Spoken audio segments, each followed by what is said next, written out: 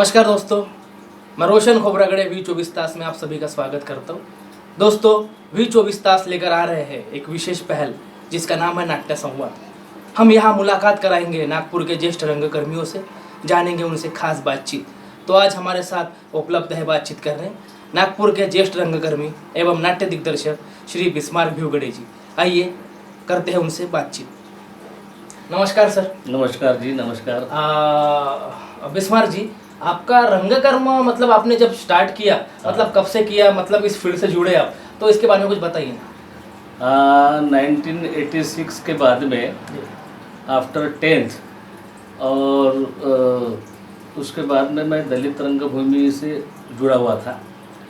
संजय जी ने, अशोक जाम्बुलकर साहब, इन्होंने उस समय में स्ट्रीट प्ले की मोमेंट, अम्बेडकरी मोमेंट चलाई थी। तो मेरी एंट्री जब हो गई तो अम्बेडकरी मूवमेंट से नहीं हो गई, तो हमारे जाम्बुलकर साहब का ड्रामा एंड उसके लिए कुछ ड्रामा था, तो उसमें उनका लोककथा 78 जो ड्रामा था वो सिलेक्ट हो गया था और उनको फाइनल में 15 मिनट की स्क्रिप्ट देनी थी। तो हमारे एक मित्र थे, उन्होंने मुझे बताया कि वो एक तुझे नाटक का थोड़ा शौक़ है या तो कलाकार है तो तू चल वहाँ पे, तुझे छोटी मोटी भूमिका मिल जाएगी। तो वहाँ जाने के बाद में उन्होंने मेरी तरफ देखने के बाद में बोले एक तू ना बोले वो चपरासी के रोल में फिट हो सकता है, ना किसी हवलदार के रोल में फिट हो सकता है बोले, क्योंकि बोले तेरा जो रहन सहन है बोले वो थोड़ा अच्छा लग रहा है बोले। तो मैं बोला सर मुझे कुछ भी करिए, छोटा सा रोल दीजिए। तो मुझे वहाँ पर एक पुलिस वाले की भूमिका दी थी, जो कि पुलिस स्टेशन में बैठ के अपना वासी लेता है और तंबाकू मलता है और सोता है, खर्राटे मारता है, सा वो कैरेक्टर था। तो मैं वो छोटा सा कैरेक्टर किया था उस समय। तो वो जो लोककथा 78 का जो एक पीस था तो उसको फाइनल में अच्छे मार्क मिले और हमारे जो थे सहयोगी मित्र जिन्होंने नाटक में लिए थे वो फाइनल अच्छी तरह से पास हुए। तो इस तरह से मेरा सफ़र शुरू हुआ इस नाट्य फील्ड का। उसके बाद में फिर मेरी एंट्री हो गई दलित रंगभूमि में। संजय जी साहब का पहला ड्रामा था, बड़ा ही नामचीन ड्रामा पैदागिर। तो उस पैदागिर में भी एक छोटी सी भूमिका मिली थी, तो वो भूमिका वास्तववादी थी, बारीक अंकल। उस समय में बहुत थोड़ा सा बारीक भी था, स्लिम भी था, और वो जो कैरेक्टर था वो जो जेब कतरा लोग होते हैं, पॉकेट मार, उनका बॉस रहता है, वो सबको गाइडेंस करता है कि किस तरह से बस में, ट्रेन में। तो इस तरह से वो वहाँ से शुरुआत हो गई दलित रंगभूमि से। फिर तो मैं बहुत सारे पथनाट्य भी किए, नाटक भी किए, अमर साहब के साथ, राम टीके साहब के साथ में भी काम किया। तो ऐसे मेरी शुरुआत हो गई। बिस्मार्क जी, जैसे कि आपने रंगकर्म की जहाँ से शुरुआत की थी, फिर उसके बाद आपने अलग अलग नाटकों में भूमिकाएं की, नाट्य दिग्दर्शक किए, लेकिन बिस्मार्क जी हमें बताइए, जैसा आप उस वक्त जब रंगकर्म करते थे और अभी आप रंगकर्म करते हो, फ्यूचर में भी आप करोगे, तो वो सारा बदलाव कैसे देखते हो आप रंगकर्म को, वहाँ से यहाँ तक, यहाँ से आगे, उस बारे में संक्षिप्त में बताइए ना। हाँ, सबसे पहले जब ये मोमेंट या ये जो नाट्य की जो ये है मोमेंट है सांस्कृतिक, तो नागपुर में इसका बहुत बड़ा पैमाने में ये मोमेंट चलती है सांस्कृतिक। इसमें मराठी सांस्कृतिक है, दलित रंगभूमि है, वराडी है, इस अलग अलग टाइप से जो चलती है। लेकिन सबसे पहले जो रहता था तो उस समय में हम उन संस्थाओं से जुड़े थे कि जहाँ सिर्फ नाटक ही करना है, वो रास्ते पे हो, स्टेज पे हो, चौक में हो या और कहीं पे, अपना विषय लोगों तक जाना चाहिए, लोगों में मिक्स होना चाहिए। उस समय में इतना जुनून था कॉलेज लाइफ में भी। उससे पहले मैं SFI से जुड़ा हुआ था दलित रंगभूमि से आने के पहले। तो कॉलेज में SFI student federation of India, तो उस माध्यम से शब्दर हाशमी के भी हमने बहुत से नाटक, गाने, और मुझे डफ बजाना आता था। इसके कारण मैं कॉलेज में थोड़ा फेमस भी हो गया था कि कुछ भी इंस्ट्रूमेंट हो तो थोड़ा बचपन से था, तो उसके वजह से वो मोमेंट भी वहाँ से चली। उस समय में चाय भी नहीं मिलता था, ये चाय पानी ये तो बात थी नहीं, या पैसे की बात तो बहुत दूर की बात है। तो ऐसे ही मोमेंट चलती है। लेकिन आज के दौर में आज के कलाकार बिना पैसों से, जाते भी नहीं, पूछते भी नहीं, चाहे कितना भी काम किया। तो ये थोड़ा सा बदलाव है। तो बदलाव होना अच्छा है, ये बाबा साहब ने कहा था कि जीवन में आदमी के बदलाव होना ज़रूरी है। एक ज़माना था नाटक करने के बाद में पोहा चाय भी मिल गया तो धन्य समझते थे। अभी उस बात के लिए कोई ये नहीं करता, यानी उससे आगे निकल गए, पढ़ाई भी हो गई, लिखाई हो गई, ब्रिलियंट हो गए, आर्टिस्ट लोग भी समझदार हो गए और आगे बढ़ना चाहिए, मेरा ऐसा मानना है। आपने सही बात कही कि परिवर्तन ही संसार का नियम है और वो होना भी चाहिए। बिस्मार्क जी, जैसा आपने पथनाट्य से जुड़े, जैसे आपने बात की सफदर हाशमी जी जो Yes. दिल्ली से है और वो नुक्कड़ नाटक से बड़े प्रसिद्ध थे, उनका हल्ला बोल नाम का पथनाट्य बड़ा ही प्रसिद्ध है। बिल्कुल, बिल्कुल। मतलब मैं तो चाहता हूँ कि पथनाट्य नाटक का बेसिक चीज़ मतलब पथनाट्य होता है। तो जैसे सर बिस्मार्क सर हमें बताइए कि जैसे आपने पथनाट्य वहाँ से आपने स्टार्ट किया, फिर नाटक किए, लेकिन सर जब दोनों चीज़ें करते थे आप, तो मतलब आपको क्या लगता था कि उस वक्त पथनाट्य का जो माध्यम था वो बड़ा था क्या उस वक्त?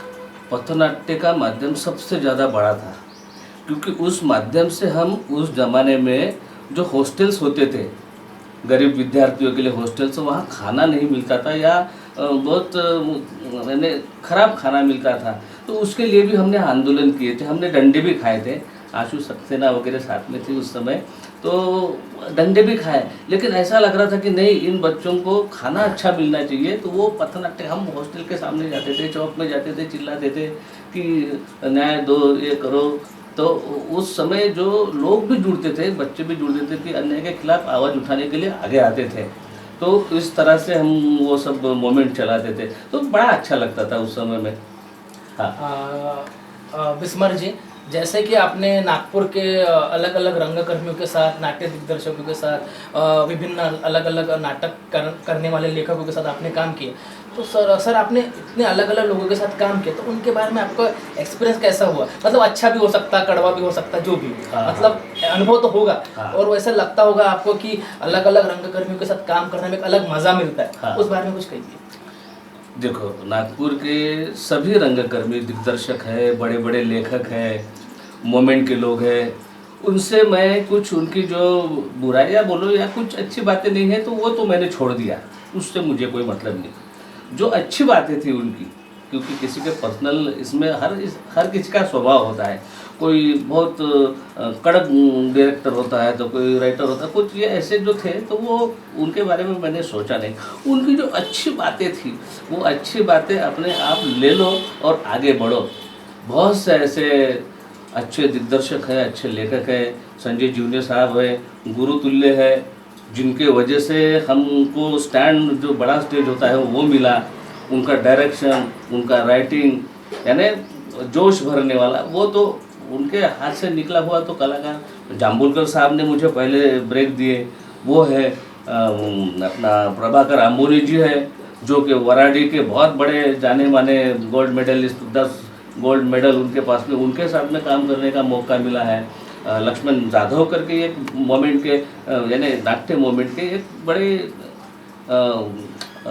ये थे, यानी नाटक जो बेचारे स्क्रिप्ट लेके घर घर जाके ढूंढते थे कलाकार कहाँ है, कहाँ कलाकार। तो पहली बार मेरे पास आए थे वो, तो उनका भी ग्रुप नटराज नाट्यरंग हमने फॉर्म किए थे उस समय। वो उनके भी कमलाकर बोरकर के तड़ीपार, ये वो नाटक, आक्रोश, ऐसे नाटक भी हमने बहुत से किए। उसके बाद में मैं शिवदास घोड़के जी का नाम लूँगा, जिनके हाथ के नीचे काम करना बोले तो पसीना छूटने वाली बात है। तो उनके साथ में भी काम करके बड़ी मज़ा आ गई। गिरीश पांडे है साहब, रोशन सोमकोर साहब है, जो एक खुद में एक इंस्टीट्यूट है। रोशन सोमकोर साहब और राइटर अमर रामटेके के साथ में मेरा जब ट्यूनिंग जमा तो तहलका मच गया।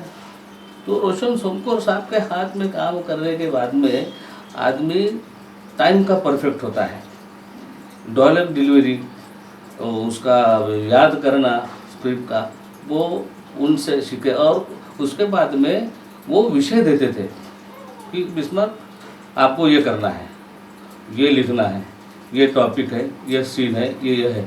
तो उनसे तो हमने लिखवा भी लिए, उन्होंने डायरेक्शन भी करवा लिए ग्रुप का, सब यानी जो कुछ है तो सब इन लोगों की गुरु तुल्य जो भी है, जिनके मैंने नाम अभी गिना है। शीतल दोड़के साहब है, शीतल दोड़के साहब हमारे विश्व सांस्कृतिक नाट्य इसके वो श्याम बेनेगल है।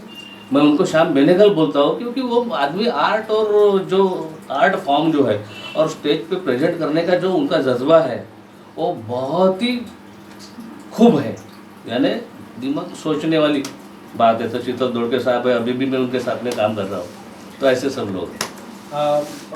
बिस्मार्क जी, जैसे कि आपने इतने बड़े बड़े विभूतियों के नाम लिए जिनके साथ आपने रंगमंच साझा किए, तो बिस्मार्क जी आपने साथ में आकाशवाणी और दूरदर्शन में भी बहुत सारा काम किया है, हमें पता है, उस बारे में कुछ प्रकाश डालिए। हाँ, तो मैं अपने दर्शकों को बताना चाहूँगा कि 1983 या 84 से मैं आकाशवाणी में रज्जाक उमर साहब थे।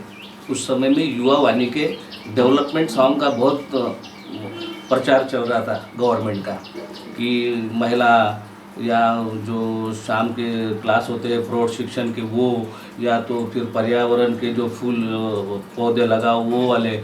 तो रज्जाक उमर साहब ने मुझे 3-4 साल जब तक थे वो यहाँ पे, तब तक उन्होंने बोले कि बिस्मार्क को तेरा जो पहाड़ी आवाज़ और तेरा वो जो नाल और डर, मैं लोक संगीत में बड़ा अच्छा लगता है मुझे लोक संगीत के। मेरे ड्रामा भी उसी टाइप के है, ढोलकी बजती है, वो घुंघरू बजते हैं और वो फिर लोगों के साथ में जो उनमें रहने से ऐसा गीत प्रस्तुत, तो वो बड़ा अच्छा लगता था। तो रज्जाक उमर साहब ने युवा वाणी में वो हर 3 महीने बाद में एक कॉन्ट्रैक्ट मिलता था, तो वो 3 महीने के बाद में भी कभी कभी 2 महीने में भी दे देते। बहुत प्यार किए उन्होंने, और जब उनकी बदली हो गई तो उसके बाद में हम नाटक वाटक की एग्ज़ाम वो सब आकाशवाणी के फन में पास किए, और फिर हम नाटकों के लिए स्वर देने के लिए जाते थे। तो ऐसे बहुत से कार्यक्रम हो गए। तो 1983 से लेकर तो 86 तक ये जो दौर था, ये आकाशवाणी के ओपनिंग का दौर था, वो अभी तक चल रहा है। और दूरदर्शन, या हाँ, दूरदर्शन का बहुत अच्छा सवाल पूछे थे कि उस समय में ऐसा था कि आकाशवाणी के आपकी एग्ज़ाम अगर पास हो गई तो ही उसको दूरदर्शन में एक आधी प्रोग्राम मिलता था, ये एक रूल था। लेकिन तब मैं आकाशवाणी का स्वर परीक्षण पास करने का था, मेरे पास में लोक संगीत और इसकी सब सर्टिफिकेटें थी। लेकिन उस समय टेम्बेची वरात नाम से एक सीरियल थी जॉनी मेचराम की, तो उसका कोई कलाकार इधर उधर भाग गया। तो वो घर में आए तो बोले बिस्मार्क, बोले एक कलाकार तो थोड़ा सा कल आएगा नहीं, कल सब दूरदर्शन वाले लोग देखने आ रहे हैं। उस समय में मेरा खुद का एक टेलीफिल्म चल रहा था, अंधारातील घाव, कि उस समय में वीडियो फिल्म का बहुत ये था, वो अपना गुलशन कुमार ने लाल दुपट्टा मलमल का। तो फिर हमने भी सोचे कि नहीं, अपना भी फिल्म निकलना चाहिए, तो एक मराठी फिल्म का उस समय से हमने प्रोजेक्ट किए थे। उस समय ये सीरियल आ गई थी, तो वहाँ से दूरदर्शन शुरू हो गया। और मेरा इंडिविजुअल प्रोग्राम 6 दिसंबर को था, नमन महासूर्याला, तो वो हमने RBI चौक में, तो उस पर फिर पहला प्लेबैक मैंने वहाँ बाबा अहमद बाबा पठान ने मेरे लिए प्लेबैक किया था।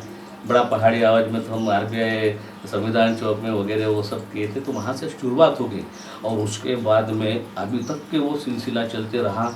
नाटक हो गई, मुलाकात हो गई, इंटरव्यूज़ हो गए, बहुत अलग अलग लेखकों के सह्याद्री वाहिनी से भी ऐसे एपिसोड वाइज चले, या फ्लैगशिप भी किए थे हमने कांग्रेस के लिए। फ्लैगशिप जो योजनाएं होती है गवर्नमेंट की, उसके ऊपर भी काम किए, एड्स के ऊपर में भी काम किए, HIV के ऊपर एक फिल्म भी निकाले थे हमने, सौगात, जो कि DD मेट्रो से प्रसारण भी हो गया था। उसका बहुत से काम किए हमने दूरदर्शन में, जिसमें रोशन सोमकोर साहब थे, निरंजन पाठक साहब थे, राजू गायकवाड़ साहब थे, अपनी कुंदा तय गायकवाड़ थी, और सबसे इन सबको लेके हमारी मैडम जो है प्रतिभादाई पांडे, जिनके सपोर्ट की वजह से हम सब चलते थे। और ऐसे वो सब दौर अभी तक चलते आया। तो अभी तक कम से कम 4 से 4,500 हज़ार के ऊपर में मैंने दूरदर्शन में प्रोग्राम दिया। मतलब बिस्मार्क जी, जैसे कि दूरदर्शन पे इतना सारा आपका कार्य अनुभव रहा, आकाशवाणी में आपका कार्य अनुभव रहा, नाटक में रहा, लाइव रहा, पथनाट्य रहा, महानाटक रहा, अपने कैमरा का अच्छा नॉलेज है सर आपको। तो सर मतलब अभी जैसा कि ये पीरियड जो चल रहा है कोरोना का, मतलब बहुत से कलाकारों का मतलब मरना हो रहा है, मतलब पिछले 7 महीने से।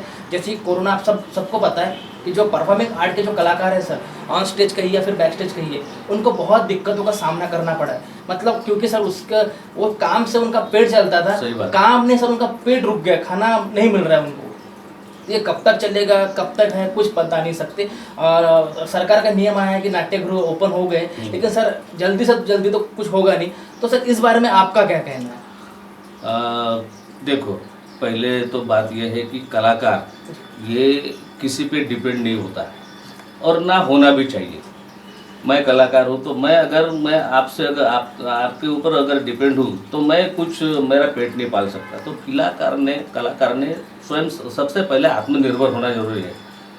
उसके बाद में फिर अपनी कलाकारी, या जिसका कलाकारी में ये काम है तो एक ही कला से पेट नहीं भरता। यहाँ नागपुर विदर्भ में तो अगर मुंबई हो या और जहाँ पे भी कमर्शियलाइजेशन जो भी है तो वो वैसा करके वो पेट पाल सकता है। झाड़ी पट्टी हो गई, या झाड़ी पट्टी में भी लोग सिर्फ नाटकों के ऊपर निर्भर नहीं रहते।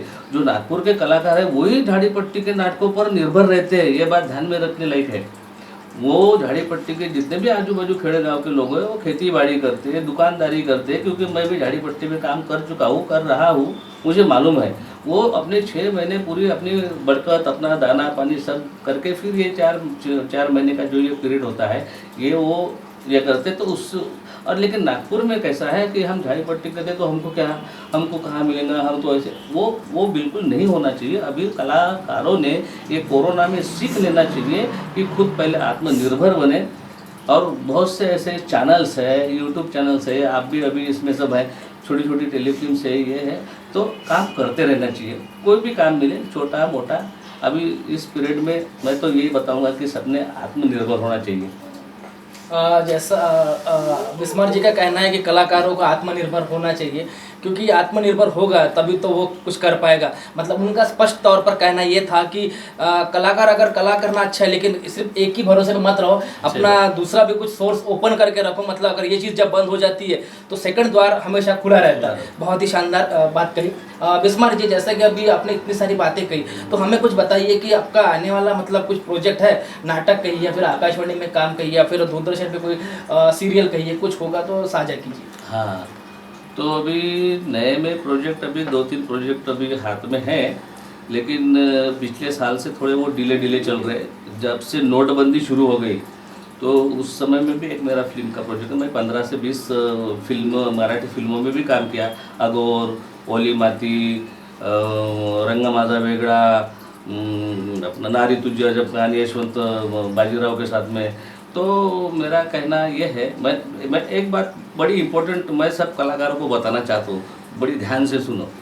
सब लोग बोलते हैं कि इसके पास में काम कैसा रहता है, नाटक का रहता या स्क्रिप्ट का रहता या डायरेक्शन का रहता या कुछ ना कुछ महानाट्यों का रहता।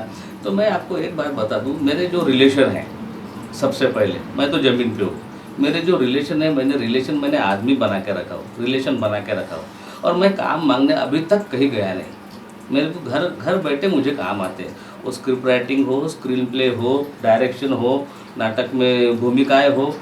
अभी भी मेरा प्रोडक्शन हाउस का एक लड़के को मैंने भेजा मुंबई में, तो वो प्रोडक्शन हाउस खोल के बैठा है मेरी राह देखते हुए। तो ऐसे मैंने आदमी, कुछ महानाट्य के 4-5 डायरेक्टर अपने साथ में हैं, तो फिल्म्स के कुछ डायरेक्टर हैं, तो नाटक वाले कुछ दोस्त लोग हैं, महानाट्य वाले कुछ लोग हैं। तो ऐसे बना के साल भर का अपना कोटा बना के रखने का, ताकि ये 2 नहीं चले तो वो 2 चले। तो ऐसा वो सब करके कलाकारों ने करना चाहिए। सबके साथ रिलेशन बना के चलना चाहिए और ज़मीन पर रहना चाहिए और थोड़ा नम्र भी होना चाहिए और सबको सपोर्ट भी करना चाहिए। मैं ये कहने का सही बात कही। रिलेशन और सपोर्ट, ये दोनों चीज़ें होनी ही चाहिए और ये होती भी है। बहुत बहुत शुक्रिया बिस्मार जी आपका।